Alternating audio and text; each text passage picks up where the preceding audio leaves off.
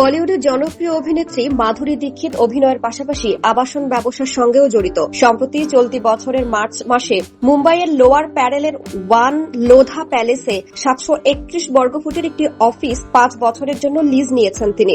এর আগে গত বছর ডিসেম্বরে জুহু এলাকায় তাদের মালিকানাধীন একটি ফ্ল্যাট 3.9 কোটি রুপিতে বিক্রি করে দেন অভিনেত্রী। আর তাতেই বোঝা যায় আবাসন ব্যবসায় বড় অঙ্কের মুনাফা তোলার খেলায় মেতে আছেন অভিনেত্রী।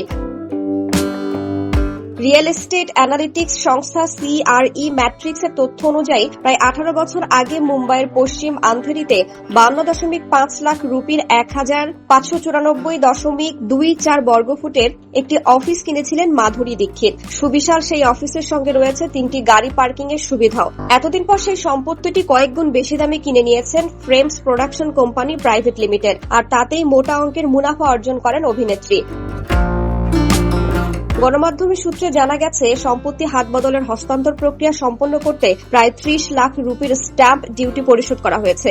অবশ্য রিয়েল এস্টেট খাতে মাধুরী দীক্ষিত তার স্বামী ডক্টর শ্রীরাম নেনের বিনিয়োগের খবর নতুন নয়। এর আগেও লিজে সম্পত্তি দেয়া কিংবা যৌথ মালিকানার সম্পত্তি বিক্রি করে মুনাফা তুলেছেন তারকা দম্পতি।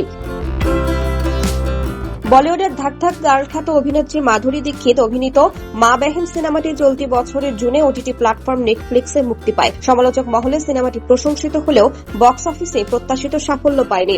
অভিনেত্রীর পরবর্তী নতুন কাজের খবর নিয়েও রয়েছে কিছুটা ধোঁয়াশা। তবে বিনোদন জগতের এই নীরবতার মাঝে রিয়েল এস্টেট বাজারে বড়সড় এক মাস্টার স্ট্রোক দিলেন মাধুরী দীক্ষিত।